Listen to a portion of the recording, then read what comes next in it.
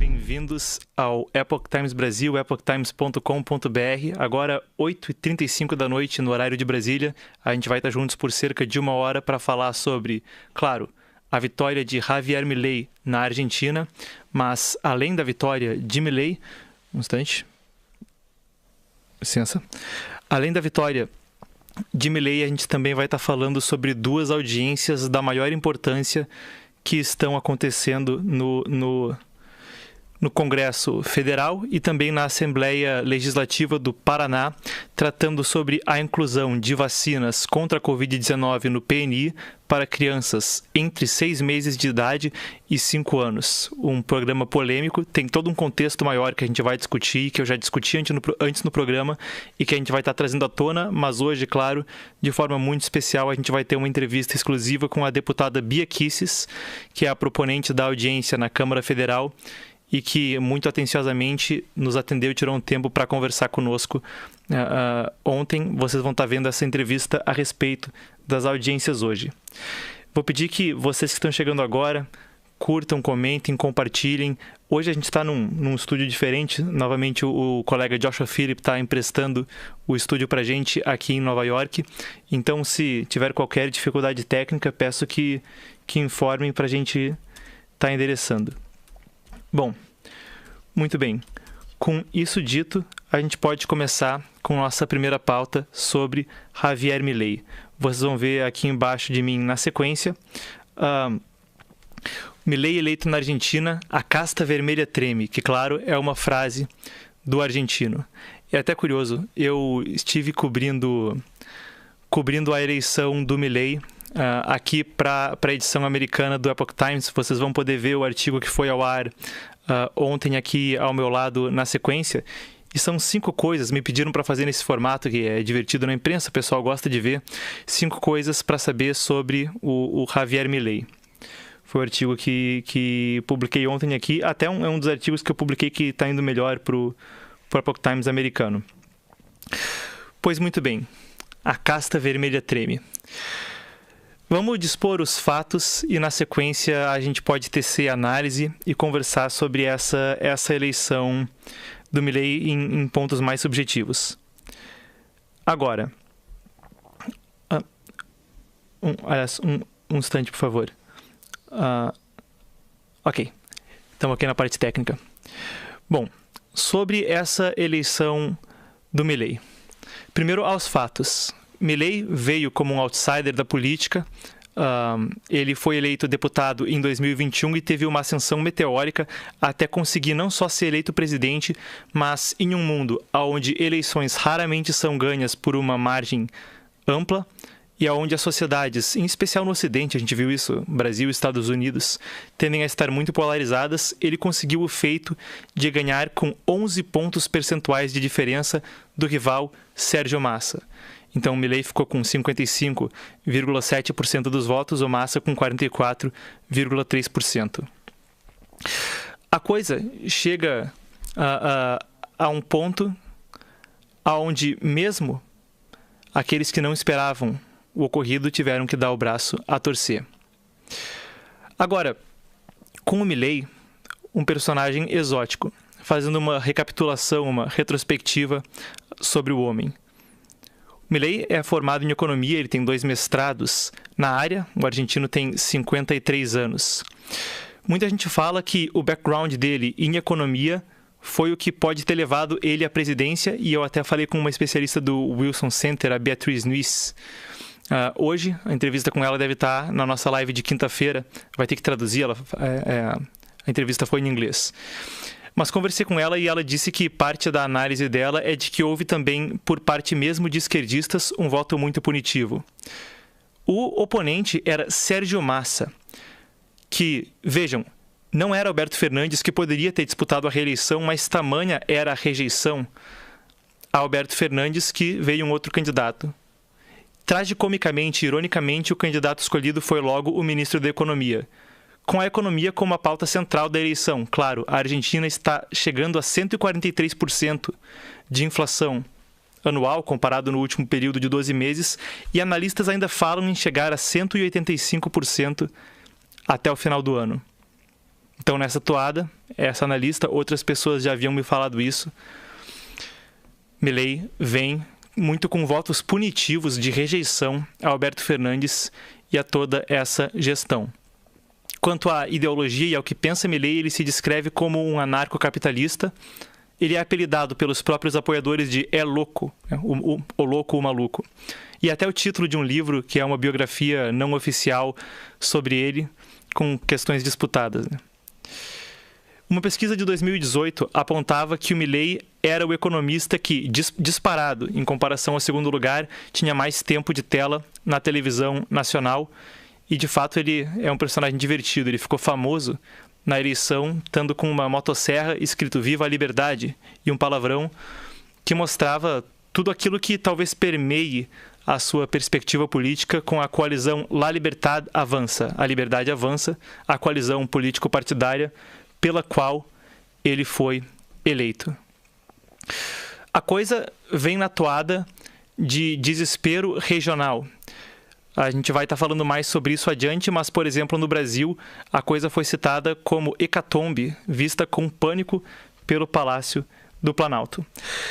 A gente vai falar mais sobre o impacto regional do Milei, mas vou estar pontuando antes uma questão em particular. São duas as análises que eu gostaria de trazer do Milei. Esses são os dados do personagem, mas vale até brincar sobre isso do Milei, que tem uma foto famosa. Ele foi goleiro na infância. Infância não, adolescência. Jogou nas categorias de base de um clube de futebol regional chamado Chacarita Juniors. E no mesmo período foi cantor de rock. Ele era cantor de uma banda cover dos Rolling Stones, que tocava músicas do grupo inglês. Então, na mesma toada, o Milei conseguiu reunir uma série de elementos passionais do povo argentino, talvez do povo sul-americano, e até o que eu escrevi aqui, né? Que ele conseguiu reunir, nesse artigo para os Estados Unidos, ele conseguiu reunir música, até o rock, que os argentinos são famosos, né? Os brasileiros também, mas os argentinos muito famosos por atrair multidões em shows do Metallica, do AC/DC, etc. Conseguiu unir música, era cantor de rock também. Conseguiu abordar a pauta, conseguiu trazer o futebol, era goleiro, até chegou a defender gol em programa de mesa redonda de esportes na televisão argentina. E conseguiu trazer a pauta econômica à tona. Ele parecia a questão feita sob medida para o público sul-americano. E existe um fator peculiar do porquê, talvez, localmente, dentro da Argentina, uma vitória dele seja motivo de desespero. Vou pedir que a gente passe para a próxima imagem. É um print que eu coloquei nesse artigo que foi publicado no exterior. E é parte do programa de governo, dos documentos de programa de governo da coalizão La Libertad Avança, a coalizão pela qual ele foi eleito.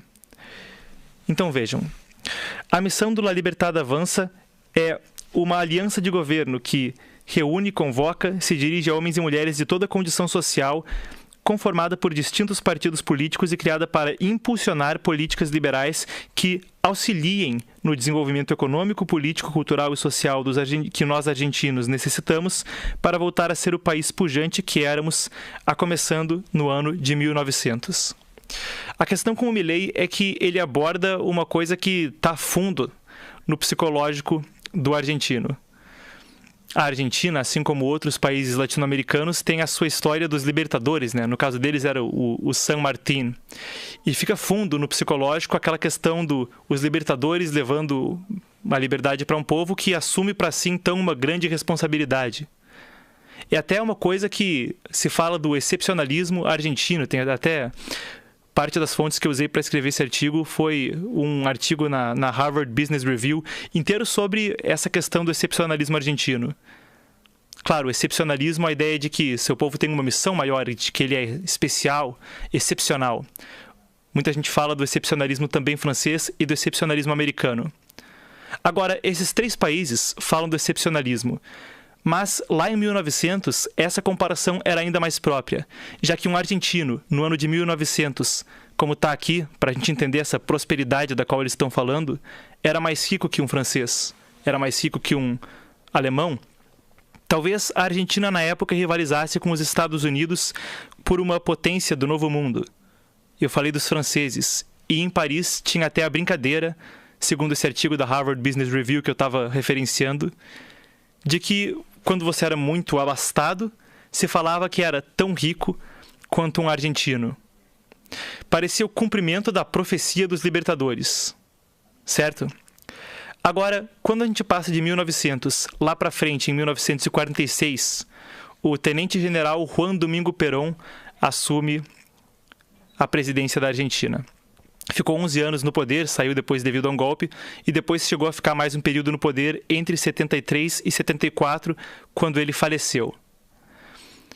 O Perón foi uma figura que gerou um imenso culto de personalidade na Argentina. Vou contar para vocês uma história que até quem me contou foi a Elina. A Elina Villafani, que é uma jornalista do Epoch Times em espanhol, ela é argentina. E vejam só, ela estava falando sobre a questão do Perón, que o pai dela trabalhava numa fábrica, os sindicatos eram muito fortes durante o governo do Perón. Ela trabalhava numa fábrica, e aí depois que a Eva Perón, a esposa do Perón, morreu, veio um pedido da fábrica, mas não só naquela fábrica, em várias, para que todo mundo utilizasse faixas pretas em luto no braço. O pai dela não estava usando a faixa, e o que aconteceu? A fábrica ligou para a polícia ir lá cobrar ela porque que ela não estava usando a faixa. Cobrar ele porque que ele não estava usando a faixa. Aí o pai dela respondeu, né? Eu não usei uma faixa dessas quando a minha mãe morreu, não é por essa, falou um palavrão, que eu vou usar. Eu fiz essa breve digressão para a gente ter a noção do culto de personalidade. E o Perón conseguiu, via seu culto de personalidade na época, é uma circunstância histórica mais complexa, a gente não precisa entrar nos detalhes do governo Perón. Mas aquele culto de personalidade gerou a história, e isso se reflete na marcha peronista. Mas a história geral, o mito geral de que o Perón estava cumprindo a profecia dos libertadores, cumprindo o excepcionalismo postulado por San Martín na fundação da República Platenha da Argentina, aqui ao lado. Isso se concretizou no imaginário popular de uma forma tremenda. Vejamos, por exemplo, que na marcha peronista, que ainda era cantada no Congresso, foi cantada no Congresso em anos recentes, durante o governo Macri, tem uma cena do Macri esbugalhando o olho e os congressistas de esquerda cantando a marcha peronista, que era a música tema do culto de personalidade do Perón. E aí, o que se falava ali na marcha peronista era de que o Perón estava cumprindo a Argentina com a qual sonhou o libertador San Martín. Pois bem, vejam o que essa eleição do Milei traz numa perspectiva histórica. Claro, aqui é uma análise subjetiva, mas existe essa questão do imaginário popular quando a gente estica aí a coisa em termos de competição de grandes potências e em termos de história nacional e imaginário popular nacional. O Milei é um ponto de virada na história da Argentina porque, em ele conseguindo fazer um bom governo, como, por exemplo, algumas das fontes com quem eu tenho conversado, o ex-ministro da Defesa da Bolívia, da década de 90, o Carlos Sánchez Berzaín, e o Roderick Navarro, que escreve para o Pan Am Post, duas pessoas com quem eu conversei sobre a eleição do Milei, tem citações deles naquele artigo publicado nos Estados Unidos. Os dois estavam falando sobre qual é o desafio agora, é fazer um bom governo com uma oposição ferrenha e possivelmente desleal dos peronistas e dos esquerdistas, mas em que ele fazendo um bom governo, em ele conseguindo abrir para a Argentina um caminho de desenvolvimento amplo, existe uma virada no psicológico argentino aí. Eu falei do Perón como o cara que condensava essa ideia do mito que ia cumprir a profecia dos libertadores de San Martín. E claro, o Perón era uma figura muito oposta ao Milei em quase todos os aspectos. O Milei busca reformas de livre mercado, o Perón era um estatizador nato, né? O Perón tinha todo o negócio, apesar de ser discutida a ideologia dele, ele era um cara que perto do fim da vida se tornou muito socialista, sempre com um viés tendendo para os autoritários, mas que na década de 40, por exemplo, tinha toda uma simpatia pelos fascistas italianos, pela figura de Mussolini. E o Milei busca o contrário, né? Como sua autoproclamada ideologia de anarcocapitalista postula, busca a liberdade individual. Agora, vejam a reversão que existe no imaginário se a profecia dos libertadores, o negócio de fazer com que a Argentina recobre a riqueza que tinha e a prosperidade que tinha, é executada não por um cara da linha peronista, da linha que ficou condensada do culto de personalidade ao líder forte da esquerda autoritária, mas ao contrário não, o negócio cai pro lado de El Loco Milei, o apelidado por seus apoiadores de O Maluco, né? The Madman, El Loco. E esse cara é quem acaba por conduzir a Argentina à realização da profecia dos libertadores. É por isso também que existe um clima tão acalorado lá dentro da Argentina sobre essa eleição. É por aquilo que isso representa no psicológico, no imaginário popular. Dados os fatos, dada essa análise subjetiva, eu vou citar mais uma questão, que é as implicações regionais disso. Então, vamos recapitular. Quando o Milei começa a surgir, ele não é levado a sério por parte da imprensa. Quando ele vence as primárias na Argentina, de repente ele se torna uma coisa a ser levada a sério. No primeiro turno, ele fica muito pouco atrás do Massa, depois capitaliza em todos os votos da direita moderada, com o Macri, com a Buric, que cedem apoio a ele, e agora vence. Durante a campanha, o pânico foi generalizado na parte da oposição, agora a oposição, não só pela sua vitória ali dentro, mas agora toda a esquerda regional teve essa questão, e a gente viu muitos líderes de direita mundiais celebrando a vitória do Milei, uma coisa que teve uma repercussão internacional tremenda. Para a gente começar a falar do assunto, vou pedir que a gente tem um vídeo do Donald Trump parabenizando o Milei a respeito de todo o ocorrido. Vamos ver. A very special congratulations to Javier Milei on a great race for President of Argentina. The whole world was watching, and I am very proud of you. You will turn your country around and truly make Argentina great again. Congratulations. Vocês viram então o ex-presidente Donald Trump falando a respeito da vitória de Javier Milei, o que dá um pouco de toda a toada. Vocês vão lembrar, a gente tem a imagem aqui na sequência, de que no caminho para a eleição teve uma matéria no Brasil da Vera Rosa, no Estadão, que chegou a ter uma repercussão muito grande. Lula atuou em operação para o banco emprestar 1 bilhão à Argentina e barrar avanço de Milei. Depois isso foi negado pelo governo, mas a tese na época era de que o governo Lula estava fazendo esforços dessa e de outras formas para que algo pudesse ser feito para que o Milei não fosse eleito. Se você vai aqui nas aspas do Estadão, dá para ler: a eleição na Argentina é no próximo dia 22, e tudo indica que haverá segundo turno. Diante do cenário de incertezas, Lula decidiu partir para o tudo ou nada na tentativa de evitar o colapso. A estratégia é ancorada por um diagnóstico político e pragmático. O possível triunfo de Milei ressuscita um polo de extrema-direita ainda mais radical na América Latina. Perto dessa, aspas agora, hecatombe. Hecatombe, para quem não sabe, é um negócio apocalíptico, uma catástrofe. É o negócio holocaustico. A partilha de mais cargos com o Centrão virou apenas uma pimentinha nos olhos de Lula, comparado à eleição de Milei, isso que pontuava na época o Estadão. O próprio Milei chegou a reagir a essa matéria. Se a gente vai para a próxima tela, ele falou aí a frase que está aqui embaixo de mim, que é de que a casta vermelha treme. Foi o que ele estava falando.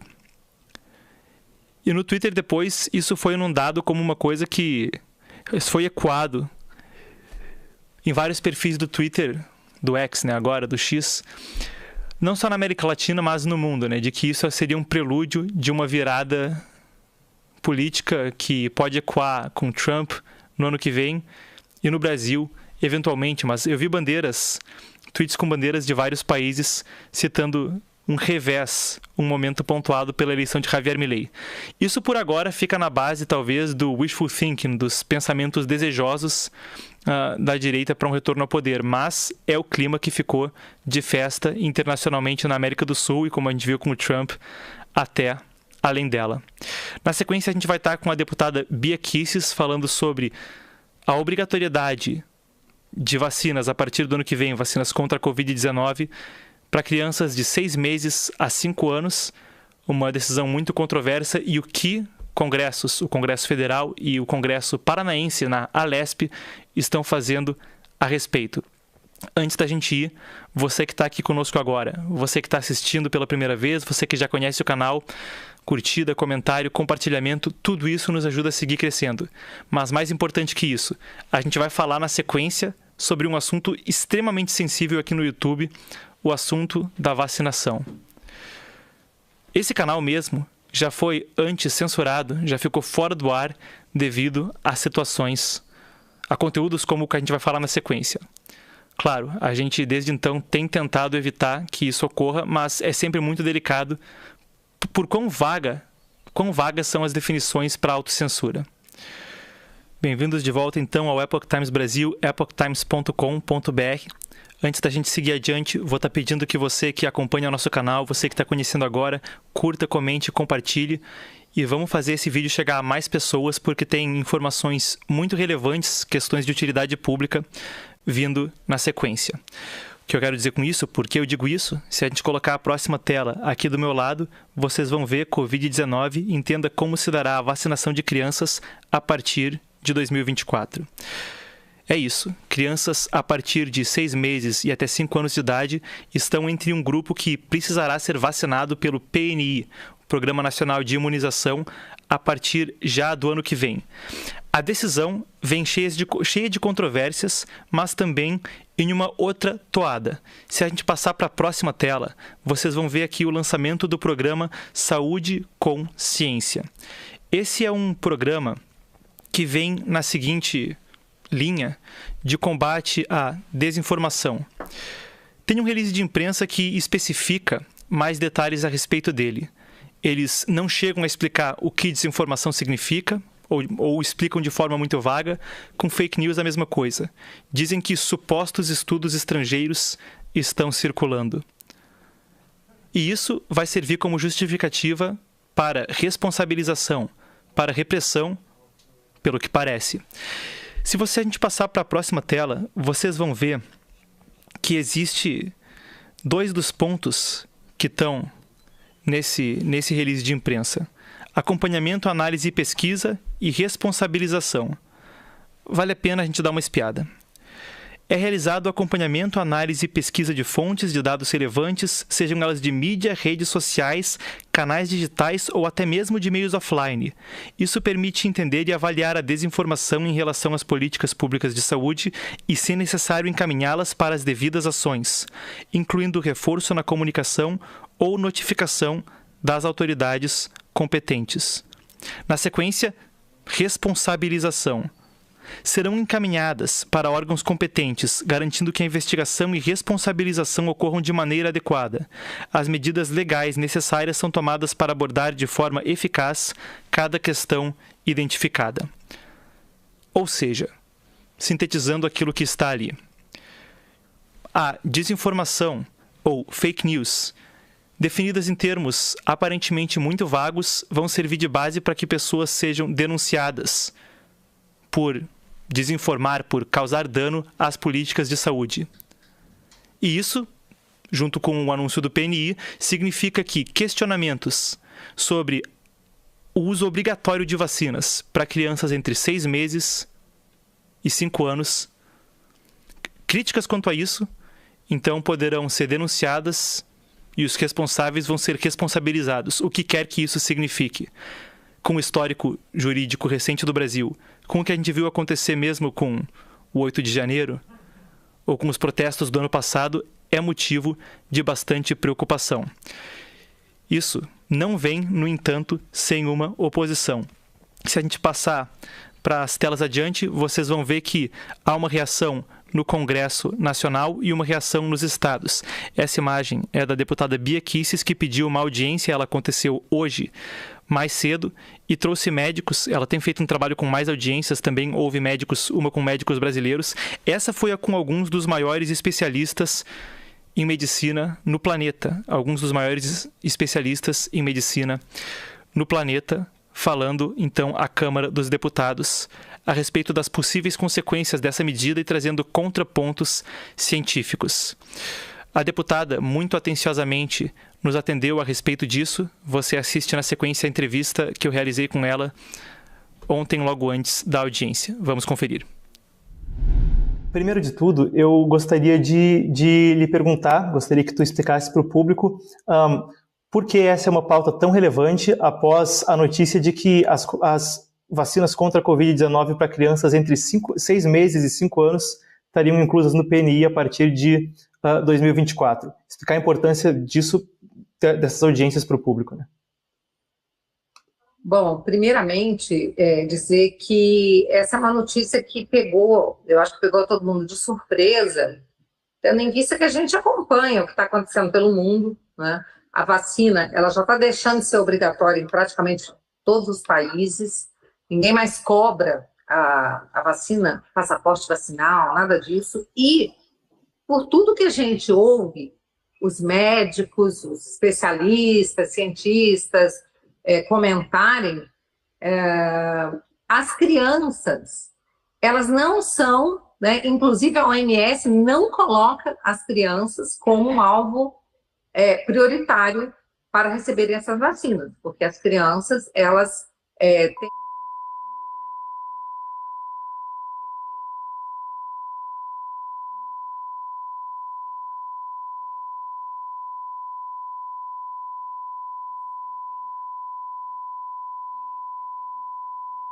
Então, assim, o que a gente vê é que não faz sentido você tornar obrigatório quando tantos pais se colocam contrários a vacinar os seus filhos.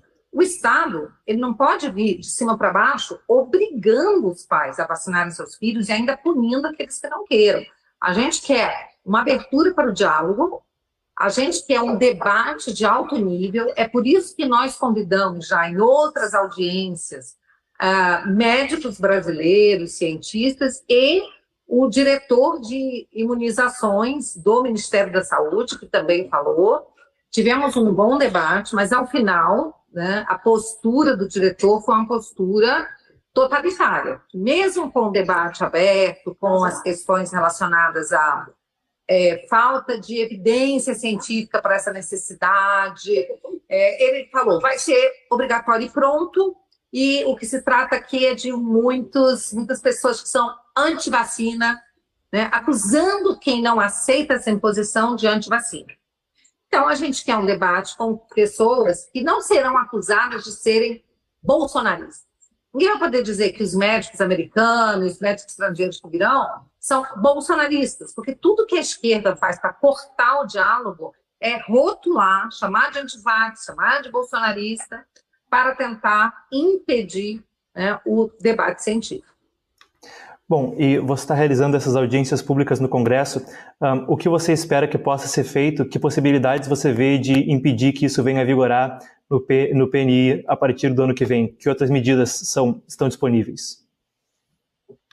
A gente está fazendo essas audiências públicas para a gente mobilizar a sociedade e trazer informação. Quero dizer que toda vez que eles dizem que estamos desinformando, na ciência não existe essa história de desinformação. Existem visões diferentes que têm que ser colocadas, cotejadas, existem dados, e na ciência não existe uma verdade absoluta e que seja imutável. Ciência é exatamente você estar o tempo inteiro confrontando confrontando aquilo que chamam de verdade, digamos, colocar como verdades provisórias, porque são teses, na verdade são teorias, e essas teorias elas podem ser derrubadas por outras, né? Então, nós estamos querendo elucidar, trazer boa informação e debate, porque já temos medidas legais, como, por exemplo, os projetos de decreto legislativo, né, PDLs, né, que estão sendo preparados para assim que haja um ato, porque não houve um decreto, não houve uma portaria, simplesmente foi incluído no PNI. Né? Mas nós vamos propor projetos de decreto legislativo para suspender ou também projetos de lei que proíbam que vacinas que não sejam realmente se tornem incluídas no PNI. Por quê? Porque o PNI, quando é que a vacina pode se tornar obrigatória? Quando ela imuniza, ela impede a transmissão, impede que a pessoa adquira aquela doença. Então, a gente entende que há um sentido em você tornar essa vacina até obrigatória. Mas no momento que você tem uma vacina que não que a pessoa adquira a doença, não essa doença, não faz nenhum sentido ela estar incluída no PNI. Bom, e junto do anúncio do PNI veio o anúncio pelo governo Lula do programa Saúde com Ciência, que tinha uma série de pilares, mas um deles era a responsabilização. Então, até lendo o release de imprensa, ele pede que as pessoas evitem notícias com, aspas, supostos estudos estrangeiros e que se denuncie e responsabilize as pessoas que discutirem isso, sempre com os termos de desinformação muito vagos, né? Então, é uma combinação de um pedido que se responsabilize, sem dizer pelo que se responsabiliza, com um pedido de que os pais percam o direito de decidir se seus filhos vão ou não tomar uma vacina sobre a qual ainda pesam dúvidas. Isso não traz uma preocupação de um autoritarismo crescendo no Brasil? Sim, a gente está vendo esse autoritarismo crescer, como eu te disse, na audiência que nós fizemos, embora a gente tenha conseguido um debate altíssimo nível, ao final, o representante do Ministério da Saúde simplesmente disse que vai ser obrigatório assim, e o que se trata aqui é um bando de um pessoal antivacina. Falando com médicos, com cientistas, com pessoas responsáveis e com pais. Afinal de contas, né, o Estado ele não é responsável pelas nossas crianças. Os responsáveis pelas crianças, primeiramente, são os pais. O Estado entra de forma suplementar, complementar, tanta criança abandonada, sem ninguém para cuidar, é dessas crianças que o Estado tem que se ocupar. Que as crianças que têm pais, que são zelosos, cuidadosos e que estão tomando decisões, inclusive baseadas no artigo 15 do Código Civil Brasileiro, que impede que qualquer um seja obrigado a se submeter a um tratamento que possa trazer risco para a pessoa. E aí a gente louva aqui o quê? A autonomia médica. Então, nós queremos que os médicos possam decidir junto com os pais, né, se aquela criança deve ou não ser vacinada. O médico vai recomendar, mas são os pais que vão decidir. Agora, eles estão passando por cima da própria autonomia médica. Os médicos têm sido perseguidos. Médicos que vão contra a obrigatoriedade têm sido perseguidos. E se você pegar a própria bula da Pfizer, os estudos deles, eles recomendam que haja uma autorização para que se tome a vacina. E isso não está sendo levado em consideração. Então, eu quero dizer para aquelas pessoas que acham que a gente vai se submeter a um decreto, a alguma imposição que é totalmente ilegal, imoral, inconstitucional e perigosa para as nossas crianças, nós não vamos parar. Os pais estão unidos e dispostos a essa briga. E a nossa briga é uma briga pela conscientização, a verdadeira. Não uma conscientização, né, que é chamado de conscientização, com uma faca, né, uma faca no peito da pessoa. Ou você se conscientiza ou você morre. Isso não é conscientização. Bom, deputada, muito obrigado. Sobre o PNI, era isso que eu gostaria de te perguntar, mas aproveitando que eu estou falando contigo e houve ontem a eleição de Javier Milei na Argentina, algumas palavras sobre a eleição de um candidato de direita e um dos 4 países no continente que não está com governos de tendência esquerdista. Nós ficamos muito animados, muito felizes, apoiamos muito, né, a candidatura do Javier Milei, estamos aqui pensando em criar uma comitiva, montar uma comitiva para irmos para a posse na Argentina.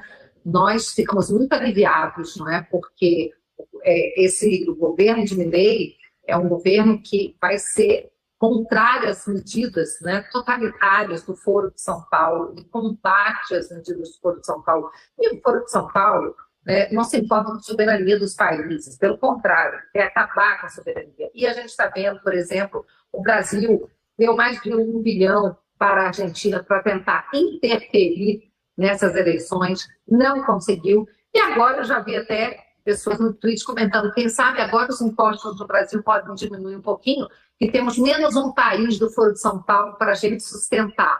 Então, eu quero desejar aí boa sorte ao Milei, força, muita sabedoria, porque ele vai enfrentar uma oposição, Foro de São Paulo, que é uma oposição aguerrida, mas é uma oposição sem nenhum tipo de ética, né, que vai para cima, que essa, sim, faz de tudo para aniquilar, censurar, mas a gente deseja boa sorte, porque a gente sabe que ele é uma pessoa de coragem e, com certeza, ele está preparado para essa missão que ele vai assumir.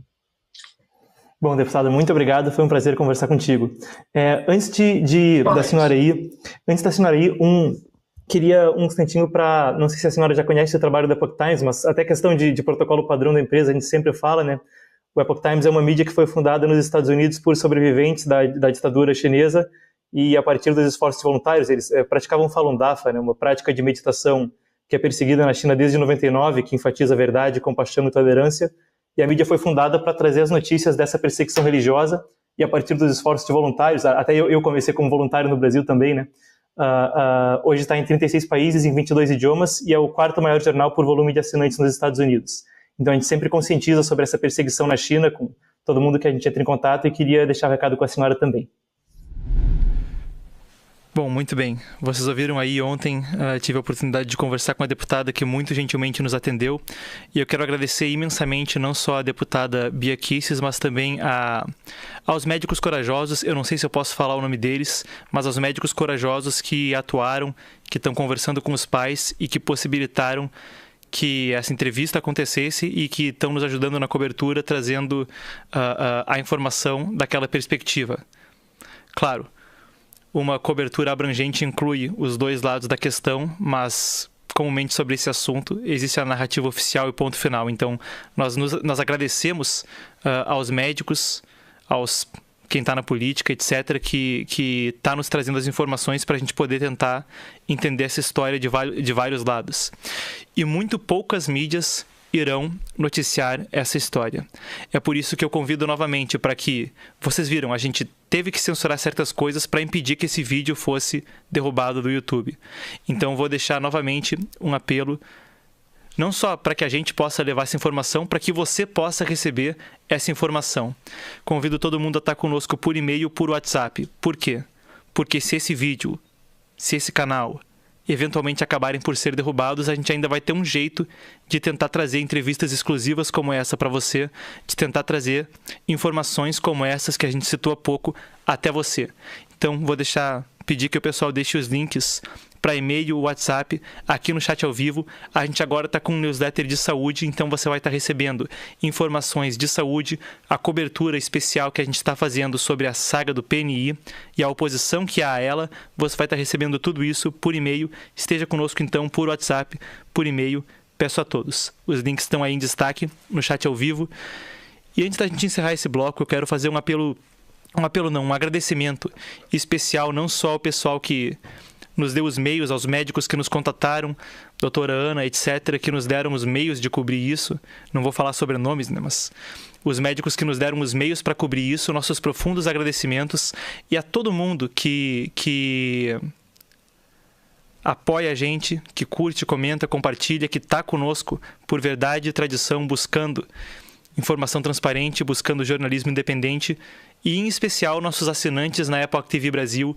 Essa é a plataforma onde a gente pode noticiar sem censura, onde a gente está colocando para os nossos assinantes documentários como A Crise Invisível, um documentário importantíssimo que aborda justamente os efeitos de um certo medicamento ligado a uma certa pandemia recente que, vocês sabem, não posso discutir aqui no YouTube. Então, se você quer saber mais, se você quer estar conosco nessa jornada, lhe convido a também se tornar um apoiador e poder viabilizar mais conteúdo para assinantes, mais informação a respeito de assuntos como esse, e também que a gente faça vídeos gratuitos para o público em geral, como esse que você agora assiste. Meu muito obrigado, eu sou muito grato a você que é apoiador. Eu mesmo entrei na empresa me doando com trabalho voluntário, e você que está doando de si para assinar o Epoch Times, meu muito, muito, muito obrigado. A gente vai estar respondendo perguntas na sequência. Quem quiser conhecer mais ou assinar, ver nossos documentários, A Crise Invisível ou outros, vou pedir que a produção deixe também o link no chat ao vivo. Vou tomar uma água e a gente volta para responder comentários e o nosso momento de descontração, eu e vocês que são íntimos, que estão sempre nas lives. A gente volta em breve e até breve. Livre é igual à sociedade livre. O jornalismo independente e o amplo acesso a informações são os pilares para a liberdade de uma nação. No Epoch Times, nosso trabalho é pautado em verdade e tradição, e nossa missão é cobrir grandes histórias que os outros não cobrem.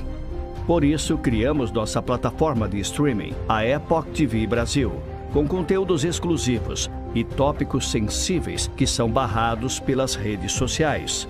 Lá você encontra conteúdos como os documentários Os Zumbis da China, rastreando as origens da Covid-19, as origens sombrias do comunismo, séries com informações médicas que vêm sendo ocultadas do público e conteúdos que inspiram o melhor da alma humana, como a série Conversas ao Piano. Ao se tornar membro da Epoch TV, além de ter acesso a esses conteúdos exclusivos, você permite que possamos continuar trazendo informações gratuitas aqui em nosso jornal diário e levando essas informações para ainda mais brasileiros. Clique no link disponível na descrição ou escaneie o código QR que está na tela e torne-se um apoiador do jornalismo honesto. Então, meu bem-vindo de volta a todos aqui no Epoch Times Brasil, epochtimes.com.br. A gente na sequência vai estar conversando, respondendo perguntas. Então, vamos lá. Hoje é um dia muito especial. A gente teve a honra de receber a deputada Bia Kicis. Vamos na sequência ver os comentários. Já vou ler um aqui que a senhora Lene Barbosa está dizendo: vamos, se inscrevam, deem likes, Manaus, Amazonas. Muito carinho pelo povo do Amazonas. Eu tive a honra de poder visitar o teatro, o belíssimo teatro em Manaus, quando eu era criança, para assistir o Pedro e o Lobo. Então é um carinho de infância aí já por essa viagem a Manaus. Muito obrigado pelo pessoal de Manaus que está aí. E a senhora Lene, valeu. O pessoal falou, a senhora Regina falou sobre autoritarismo crescendo, és muito educado. Autoritarismo plenamente instaurado, estado de exceção a todo vapor. Veja essa entrevista, quantos apitos impedindo o livre fluir da linguagem. E é verdade, talvez tenha sido um eufemismo, e o triste é que não é só um fenômeno brasileiro, mas a gente vê as liberdades sendo erodidas, evaporando na frente dos nossos olhos no Brasil e no mundo. E é uma coisa que vai até além de questão político-partidária, teve a eleição do Milei na Argentina, mas uma coisa que transcende. Isso vai para campo cultural, econômico, para coisas, educação, para o campo pedagógico. E claro, a gente entende que existem forças políticas pressionando por isso ao longo da história. Então sim, é uma constatação muito triste de que os nossos piores pesadelos sobre autoritarismo, e certamente aquilo que é postulado em livros como os do Aldous Huxley, Admirável Mundo Novo, ou do George Orwell, o 1984, parecem brincadeira de criança perto de muitas partes do mundo hoje. A China é o exemplo clássico, mas infelizmente a gente vê cada vez mais traços de política autoritária nos nossos países, e traços pode ser sim um eufemismo, como a senhora pontuou.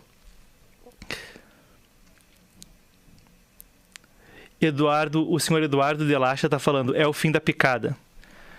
Bom, com o que vem aí pelo PNI, parece que pode ser mais o começo dela como compulsória. Eu fiz uma brincadeira, mas o direito sobre aquilo que vai no corpo dos filhos aparentemente não está muito sob debate, mas felizmente houve essa audiência, e haverá uma audiência amanhã na ALEP, a Assembleia Legislativa do Paraná. Tem outras pessoas envolvidas, e me avisem até no chat se vocês gostariam que eu continuasse cobrindo essa pauta. Eu planejo continuar cobrindo ela, mas a gente quer sempre também atender ao público. Eu vou continuar cobrindo ela, mas se vocês estão comprando a ideia de que essas informações são relevantes, me avisem e eu peço. Compartilhem, compartilhem, compartilhem. Aí chega uma questão que, claro, o Epoch Times e qualquer veículo de mídia depende das visualizações para continuar no negócio. Mas isso não é nem questão de negócio, é questão do serviço público do jornalismo. Isso não está sendo debatido e discutido como uma imprensa livre, como um país com uma imprensa livre exige. Então, fica aí esse questionamento. Vamos continuar cobrindo essa pauta? E se sim, eu vou estar tentando trazer cada vez mais entrevistas, cada vez mais atenção para isso, aqui pelo menos nesse podcast, nesse programa que eu apresento e na nossa cobertura. O Alexandre explicando, o YouTube é muito censurado, esse apito foi colocado propositalmente para o vídeo não receber strike. Exato, mais um strike vai deixar nosso canal 2 semanas fora do ar. Então, justamente.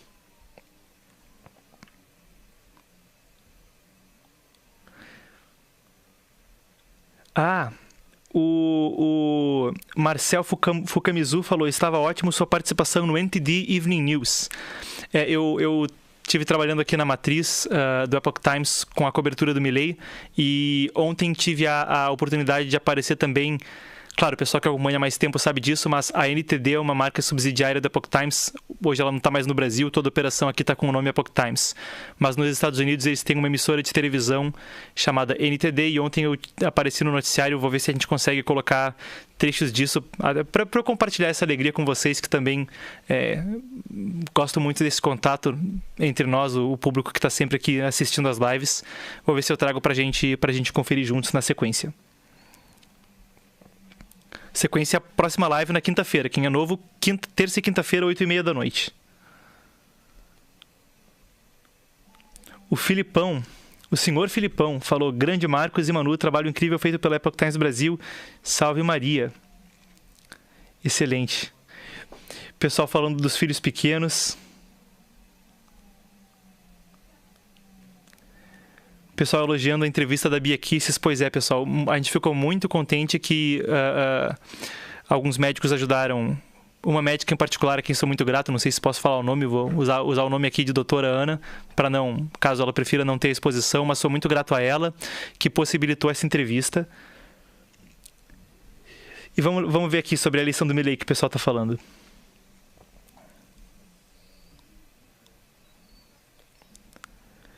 A Argentina tem sistema eleitoral tradicional, não tem urnas eletrônicas. Não posso comentar sobre isso diretamente no YouTube também, mas eu vou falar que o Milley chegou em muitos pontos do pleito questionar a transparência ou inconsistências no sistema eleitoral argentino. Acabou por ser eleito e de lavada, né?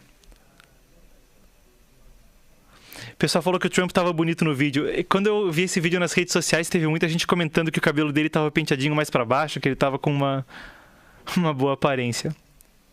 Agora que nos Estados Unidos está esquentando muito o clima político, as conversas, e estão tentando de toda forma, né, um indiciamento do Trump. Existe uma pressão clara por isso no judiciário em determinados estados de que saia alguma coisa contra ele. Esse é meu parecer pessoal, mas a quantidade de processos e a narrativa vindo do lado dele corroboram esse parecer. Bom, pessoal, aí vocês me mandem se vocês quiserem que eu responda mais alguma coisa. Estou voltando aqui atrás, lendo os comentários mais antigos. Pessoal falando muito das urnas argentinas. São Paulo capital, Manaus. Quem quiser comentar de onde está vendo, eu mando salve.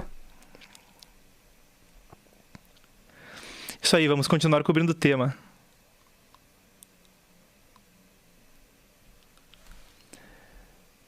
Bom, pessoal, na sequência, então, gostaria de fazer um pedido, trazer um anúncio também, que é mais uma medida que a gente está trazendo para conseguir continuar operando aqui no YouTube. Então, qual que é a situação? Eu tenho feito esse programa há algum tempo já, feito essas lives, além do meu trabalho como editor em outros aspectos aqui do Epoch Times e como correspondente para a edição americana. Mas eu tenho uma notícia agora que é muito bacana, eu estou animado. A gente vai estar abrindo um canal específico para meu trabalho com essas lives. As lives vão continuar transmitindo aqui, mas nesse canal você vai estar podendo ver cortes, bastidores, e muitas vezes eu quero discorrer pessoalmente sobre um assunto, quero pegar o celular e falar sobre um assunto, mas acabo não tendo meios de expressão para isso. Minhas redes sociais estão magras no momento, você também pode me seguir nelas para a gente mudar isso. Mas a gente vai estar com um canal para falar de bastidores, para você poder me acompanhar na elaboração das lives, para a gente poder debater sobre outros assuntos que às vezes a gente não tem a oportunidade de cobrir aqui. E vai ser um espaço pessoal também para eu poder trazer algumas reflexões. Então você que gosta do meu trabalho, que gosta do que eu faço nessas lives, que quer saber mais de como é que são os bastidores quando eu estou elaborando tudo isso, a gente está lançando esse canal e eu vou encerrar essa live com um pedido. Olha só, esse canal acabou de ser criado e a gente colocou lá um corte de uma live anterior só para dar aquela estreia, para dar aquele empurrão inicial no canal. Ele está com um nome novo que a gente vai dar para o meu programa, que é o Diante dos Fatos, porque aqui, Diante dos Fatos, eu teço essas análises e converso com vocês. Eu vou pedir que o pessoal da produção deixe o canal aqui no chat ao vivo. Você pode estar comigo, né? Nesse caso vai ser mais pessoal. Você pode estar comigo lá e eu vou estar dando bastidores, trazendo reflexões pessoais, trazendo aquilo que eu estou estudando, lendo para preparar essas lives. Vou poder estar contando com o feedback de vocês até para a gente estar, que legal, né? Preparando em conjunto o material das lives. Vou pedir que a gente coloque na produção aqui o vídeo, esse corte que está prestes a estrear. Você que já viu, você que ainda não viu esse corte, ele é sobre quando a Polícia Federal soltou um dos investigados naquele caso todo do Hezbollah no Brasil. Assista, curta, comente e compartilhe aquele vídeo, porque vai dar o empurrão inicial para a gente ter mais esse canal, que também não deixa de ser mais um meio da gente evadir censura, de ter mais um canal reserva, caso aconteça alguma coisa aqui, eu pelo menos poder continuar transmitindo esse programa. Certo? Vou pedir que o pessoal da produção deixe ali, ele vai estar... é um vídeo que vai estar estreando agora em instantes. Quem já viu, vê de volta. Você que não viu, foi uma cobertura da qual estou orgulhoso. Acho que a gente fez um bom trabalho cobrindo toda a questão do Hezbollah no Brasil. Uma coisa muito interessante. Então fica aí o convite. Pedir que o pessoal solte aí no chat ao vivo. E aguardo vocês lá para a gente dar o empurrão inicial nesse canal. Vamos tá soltando ali em destaque no chat ao vivo. Certo? E o meu muito obrigado a todos que estiveram conosco hoje. O meu muito obrigado a quem está conosco por WhatsApp e e-mail. Vou também encerrar por aqui para vocês poderem clicar e estarem lá. E a gente segue juntos. Estou muito animado com essa proposta que o Epoch Times trouxe para mim, de também estar em contato com vocês numa via mais pessoal, estar falando com vocês de perto, estar trazendo bastidores. Certo? Vamos lá, seguimos juntos e aguardo vocês lá nesse contato mais pessoal que a gente vai ter também mais nesse canal.